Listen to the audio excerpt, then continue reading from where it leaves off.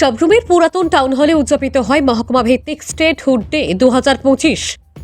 গোটা ত্রিপুরার রাজ্যে 21শে জানুয়ারি এই দিনটিতে সাড়ম্বরে উদযাপিত হয় 54তম পূর্ণ রাজ্য দিবস। 1972 সালের এই দিনে ত্রিপুরা ভারতের পূর্ণাঙ্গ রাজ্যের মর্যাদা লাভ করে। এই ঐতিহাসিক দিনটিকে স্মরণ করতে রাজ্য জুড়ে নানা সাংস্কৃতিক অনুষ্ঠানের আয়োজন করা হয়। মঙ্গলবার 21শে জানুয়ারি 2025 ইংরেজি সকাল 11টা নাগাদ এক আনন্দঘন অনুষ্ঠানের মধ্যে দিয়ে সাব্রুমের পুরাতন টাউন হল শুরু হয় মহকুমা ভিত্তিক স্টেটহুড ডে উদযাপন অনুষ্ঠান। অনুষ্ঠানের শুভ উদ্বোধন করেন মহকুমা শাসক শিবজ্যোতি দত্ত। উপস্থিত ছিলেন মহকুমা তথ্য সংস্কৃতি আধিকারিক রূপক আচার্য, সাব্রুম নগর পঞ্চায়েতের ভাইস চেয়ারপারসন দীপক দাস সহ বিভিন্ন বিদ্যালয়ের শিক্ষক শিক্ষিকা এবং ছাত্রছাত্রীরা।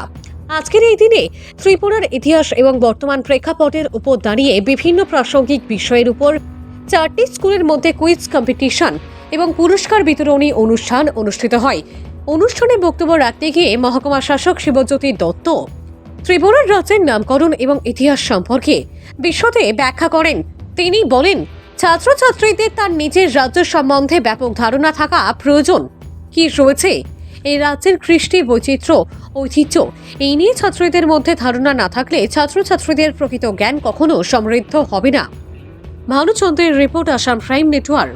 গ্রন্থে লিপিবদ্ধ আছে আমাদের পূর্বপুরুষদের কীর্তিগাথা।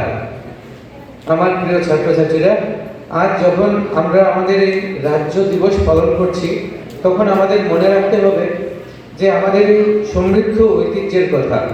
তোমরাই ত্রিপুরার ভবিষ্যৎ, তোমাদের হাতেই রয়েছে এই ঐতিহ্যকে বহন করে নিয়ে যাওয়ার দায়িত্ব।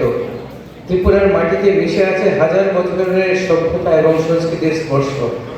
এই মাটির গৌরব রক্ষা করা, এই মাটিকে আরও সমৃদ্ধ করা, এই হোক আজকের দিনে আমাদের অঙ্গীকার। জয় হিন্দ, জয় ত্রিপুরা।